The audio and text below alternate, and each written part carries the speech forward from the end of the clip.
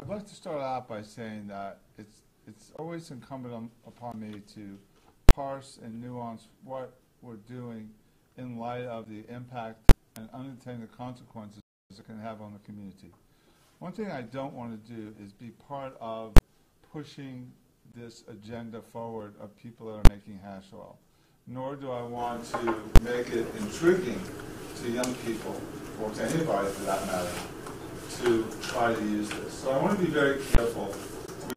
I felt like it was important to explain what happened. We think that an explosion, fire, in a residential community is a serious public safety concern. And so it is necessary for us to address it. But I want to balance that and be very careful that we don't,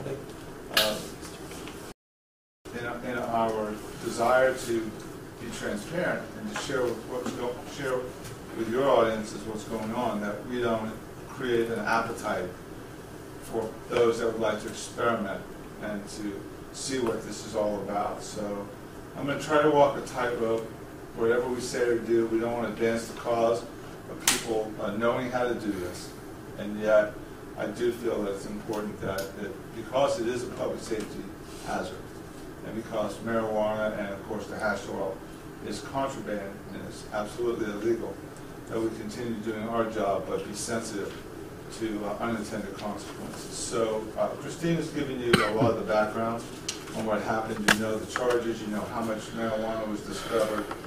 I think you may know the basics. I'll kind of start off with the basics of what happened. Sometime right after 6:30 yesterday, a neighbor of Mr. Hubbard called and reported that there had been a fire and a bang.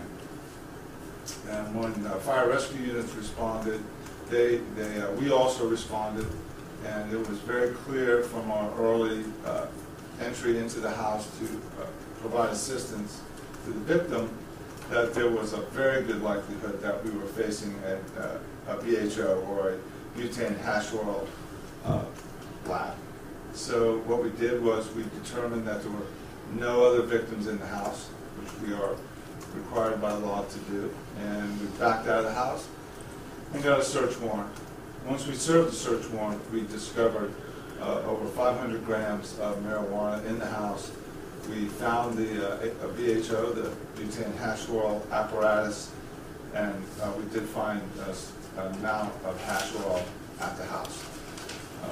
You know what the charges are now, which include the arson. And the reason there's an arson case is any time that there's a fire as a result of the commission of a felony, arson is a chargeable offense, and we chose to charge the individual with that. He is now at burn center with fairly serious burns over his lower extremities. We expect him to have a full recovery, and once that's done, he'll have to come to Martin County and face charges for his conduct. So with that, I'm glad to entertain questions, explain these pictures. I have the lead detective here to my right, Pete Croft, and his lieutenant, the commander of narcotics, Lieutenant John Brutenseek. They have a wealth of information, and we can talk about what we see as an emerging trend with this very dangerous substance. Why do you think this is an emerging trend? What's it being attributed to? Well, my experience and our collective experience here at the Sheriff's Office is that we only ever see the tip of an iceberg. So if we see a couple of these, which we have, we found some of this hash oil in our community, we know that we're only seeing the tip of the iceberg. So it doesn't take much for us to see something before we are comfortable that it is an emerging trend. We follow social media, we watch the YouTube phenomenon, and it's clear to us that it's a national situation. This is going on all over the United States, and I would suspect that every county in the state of Florida has somebody today taking marijuana, pouring butane on it, lighting it at some point, and creating hash oil. How long do you think hash oil has been, or this process of extracting it has been going on here in Martin County? I'm not sure, but I would be glad to defer to Detective Croft. We're not sure how long it's been going on in a particular county. It is... Detective, can you step up to the microphone? Sorry. It is a trend right now with things going on in different parts of the country with the internet being transmitted form is relatively easy to make. I don't want to go into too much detail, like the sheriff said, but it's much more potent than regular cannabis or marijuana, and a lot of people are trying it. Is it attributed at all to just having more availability of marijuana around the country? Just with recent laws, do you attribute any of that? In this particular case, it appears to us, based on the quality of the marijuana, that it was probably cultivated locally in some indoor grow. I say locally, it could be anywhere in Florida, somewhere, but which is different from the last explosion we had, which was a very high-grade style of marijuana, much more consistent with coming out of states where it's legal for either medical use or private consumption. So I think that the direct answer to your question is, are we seeing more of it because of the availability of marijuana in several states in the United States? I think the answer is unequivocally yes. And I think that the states like Colorado that allow for recreational use, their states become exporters, and Florida becomes an importer. We know that the Mexican cartel is not nearly importing or exporting to us as much of the old brick form of marijuana as they used to. They've moved into more of a methamphetamine heroin connection, and that more often than not now the marijuana that we're seizing here in Martin County is coming from Colorado or California or a state where it's legal either for recreational or medical use. Sheriff, we've heard of the meth houses, of course. Is there any, are these worse than the meth houses that you hear about exploding? Or can you talk a little bit about that? Yeah, we hate to try to compare the methamphetamine explosion danger with the hash oil explosion danger. Relatively speaking, the meth lab poses more of an environmental risk, more of a higher grade explosion. An explosion with the VHOs is more likely to create a flash fire. In this case, though, there was a substantial explosion, enough so that a neighboring quadruplex had the pictures on the wall displaced. The greatest dangers from these VHO labs is the flash fire, and of course the danger to the person making it, not to mention the danger to people smoking this, because they're producing it with butane. I would caution anybody to using this is really taking your health in your own hands. This is the first time, Sheriff, that maybe saw an instance of this, of the butane hash oil in this county anyway. We had made arrests for the substance of butane hash oil, but the first time we actually encountered a lab was a couple of weeks ago in the city of Stewart, where they had an explosion. But I would say, it's safe to say about 2 years ago, we started finding shatter, which is what hashish is, or what butane hash oil becomes, shatter. So, about 2 years ago. And that explosion 2 weeks ago in Stewart, do you think that was the one you were saying had the higher quality? Yes, it certainly did. The one in Stewart, it was apparent to us that marijuana was grown somewhere else, brought there, and they were actually making butane hash oil from the bud, or the pure buds that come off the plant. In this particular instance, if you look at the pictures, and I don't want to step away from the microphones, but it looked like they were actually using the leaves from the plants, not the buds from the plants, to try to make hash oil. Do you think he was going to try to sell this, use it for personal use? What do you think his intention was? Yeah, we've been talking about that. It's clear he had enough to sell, and I would say the likelihood is he was producing it for distribution, sales and distribution. Is there any connection at all with the Stewart case, you think? There's no connection that we know. We know that the suspect in this case had only been back here in Martin County for just several days. So we're still working on establishing if there are any other people involved with him. As far as we know right now, he was alone in the house when it happened, and we have no other co-conspirators. Back from where? Is he out of the area? Oh, Port St. Lucie. Port St. Lucie.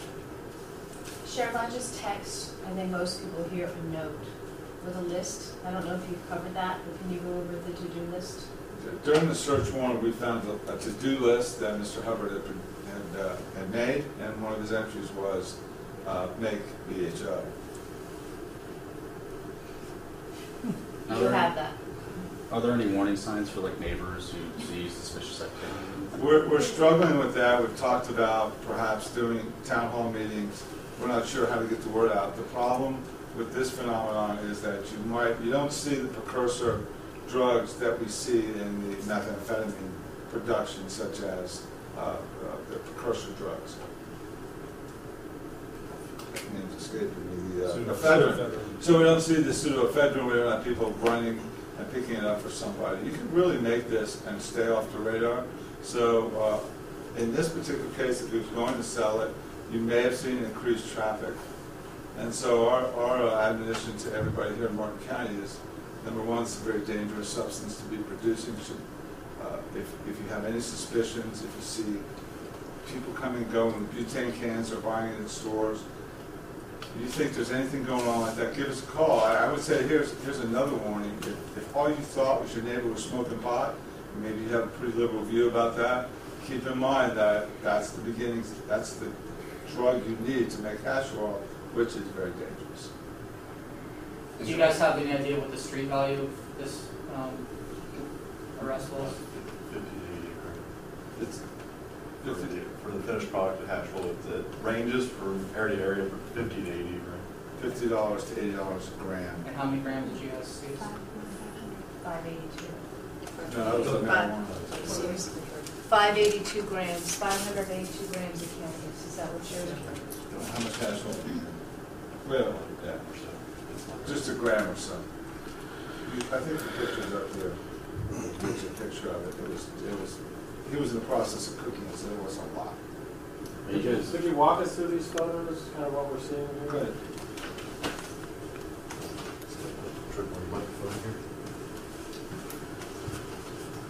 Okay, these are the items discovered in the attic, which is where the trail actually led us to, where he hit them.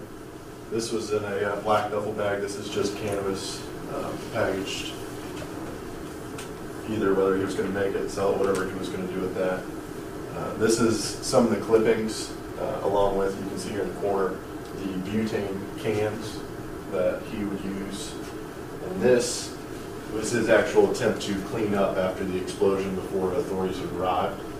This is a cloth he'd taken, there's shattered glass, another pan that has the hash oil in it that he was scraping, a device in there that he was using butane to process the cannabis to make the oil.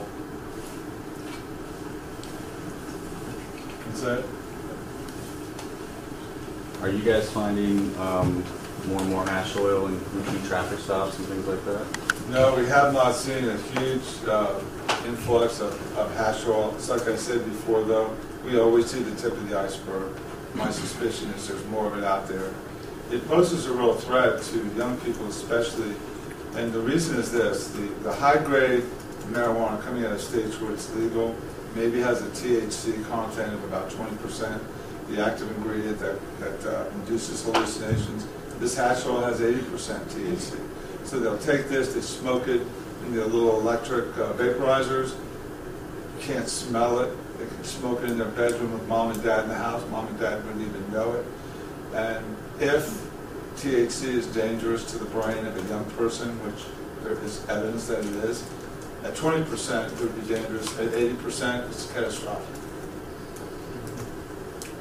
Sure. Beyond getting information from the community, is there any way to know that this is going on in terms of a power supply, like grow house, for instance? You know that something's up. Anything like that with these? It's what I said before. I think anything that would alert a neighbor, a parent, a loved one to the fact that somebody in their family or their neighborhood is using marijuana would be the same exact signs that would lead us to be suspicious of a BHO, a butane hash oil. So you may see an increase in traffic, people coming and going at different hours. You might see a change in behavior, and the person who's producing it undoubtedly will be smoking it themselves. But as far as what we see in the methamphetamine labs, you're not going to see nearly the same amount of dysfunctional behavior, the lack of eating, the lack of sleeping, staying up all hours of the night. This is much harder to detect. And this can be going on in any neighborhood in Martin County. Anybody who thinks that this is a phenomenon in fragile more underprivileged neighborhoods is making a huge mistake. This can occur in any neighborhood in Martin County. Do you think there's a problem off Sunset Trace in that area? With a year or so, you have the meth lab? No, absolutely not. This was a coincidence that the same neighborhood had 2 explosions. They're not related, and they're not in any way indicative of that neighborhood's general culture or behavior. What do you want people to take away? What do you want the public to take away from this bus? I think the takeaway that I would like to share most is, notwithstanding our community's increasing tolerance of marijuana as some acceptable new substance, that this is particularly dangerous in the production, is particularly dangerous in the consumption, and that this cannot be equated to quote-unquote normal marijuana use. Mm-hmm. And so if somebody feels that somehow marijuana should be legalized, I don't think anybody with half a brain would argue that this should be legalized. So what's the plan of attack? What are you doing to, I guess, stop this from becoming a bigger? Well, our plan of attack is always the same in law enforcement: aggressive enforcement, education, and a reliance on the public to be our eyes and ears. And that's why I keep stressing, if you just think your neighbors are smoking pot, you need to get a hold of that and let us know. And don't take it for granted that they're just smoking pot, because it could be this. I think this is a real emerging threat, and we're going to see more of it. It stands to reason. 80% hallucinogenic compound, fairly inexpensive and easy to make, easy to hide from mom and dad. I mean, it's just, to me, it's just a witch's brew that tells me that bad times could be coming with this stuff. Does it emit a smell if someone's making this hash oil? Like, could your neighbor smell something in the home? If you've ever used butane, if you've ever lit a fire, you know that butane does have a little bit of an odor. But if it's ventilated, it'd be hard to know what's going on. The butane produces a fume that's heavier than oxygen, so it goes to the ground. And so when they explode, this is what you see, is the lower extremity burn. That's just what we saw here. Even though you're cooking it up at chest level, those fumes are going down. And invariably, if they find a heat source, a spark, they're gone. And you have the explosion in the fire. Would you say this is one of the most unusual ways to cover up this type of activity? Is this one of your, would you say that this is one of the unusual ways to cover up activity like this? There really was no cover-up. I mean, he's got over 500 grams of marijuana in his house. He's got the device for making it, which we're not showing. Don't want to explain how it's done. Sure. Puts the marijuana in there, does his concoction, gets his oil, heats the oil, comes out with the final product. It's not rocket science. And unfortunately, they can find ways to, if they want to make it, they're going to learn how to do it. They're just not learning it from me. When looking at the region, Treasure Coast, you know, Indian River, no problem with this, St. Lucie, very little problem. Why do you think this is an emerging trend in Martin County in particular? Well, I think that every county in the state of Florida has it. I think St. Lucie has it, Indian River has it, Palm Beach has it. We're just very alert to it. My drug investigators are very sensitive to these issues. When we go out with the fire department, when there's anything suspicious, and they pick it up right away. I think that if a detective is not trained, if road patrol is not trained in what to look for, they could walk in and not realize what they had and not report it. And they were just recently updated and trained on this, Yes. too, on Butane. Yes, we work very closely with the DEA. They were on the scene with us last night. They're very good with hazardous materials. Of course, the first thing we had to do was make sure we didn't have a methamphetamine blow, in this case, that's not what happened. So how dangerous is this to the first responding officers that arrive in a situation? This doesn't have near the danger to the first responder as the methamphetamine lab. This is a much greater danger to the person making it. And if it causes a fire, of course, it's a danger to the first responding fire people because they have a fire. And what was clear in this case is, unlike a normal fire, an accidental fire, where the victim calls 911 and says, hey, I've got a fire on my stove. In these cases, we see it every time. And instead of calling for help, they're running around hiding stuff. So it gives a chance for the fire to get worse. It gives a chance for them to start losing blood. He was cut. I mean, anything can go on. It could have been a fire, and instead of getting out, it stays here, goes up in the attic. Next thing you know, we got to go in and rescue somebody. So the whole thing is dangerous. It's a mess. It's an absolute mess that we don't need in our community. Regarding Hubbard, has he actually been charged yet, or are you waiting until he gets No, out? we'll wait till he gets out of the Barnes Center. And he's still in Miami at the Johnson? He's in the Barnes Center in Miami, right? What about his prior criminal history involving drugs in particular? No. No criminal history? We know of. Do you think he was acting alone? Do you have any help with this? We have no indication there was anybody out there. You know, maybe as the investigation continues, somebody will come forward, we'll find something. But looks like it was a one-man operation. Do you know how long he's been doing this? I We've mean, only does it been take a here long 4 time? days. Okay. So we couldn't have been doing it in Martin County more than 4 days. You said he's only been here 4 days? 4 days from Port St. Lucie. Oh. Whose residence was that? This is mother's. Is he living with his mom now? Or It was when this happened. when? Okay. I have to ask his mom where he's living now. Yeah. So just to be clear, Sheriff, you said he's only been living there at the house for 4 days? Several days, yeah, 4 days. Okay. And he was originally in Port St. Lucie? He was in Port St. Lucie. That house is cleaned out. Nothing like that. Do you have the address, the PSL? The PSL address? Yeah, we can get that for you. Do we know why he moved? Don't know. Mom seemed to not know that this was going on. His mom didn't. Mom seemed to not know what was going on. He was the only occupant in there. He was the only one at the house that we know of for sure. No neighbor puts anybody else running out of there. Nobody was there when we got there. He didn't say anybody was there, so every indication was he was home alone producing. Well, thank you all very much. I know you appreciate my dilemma. I'm not wanting to say too much about the process, not wanting to hype it too much, but yeah, it happened. It's the second one for sure.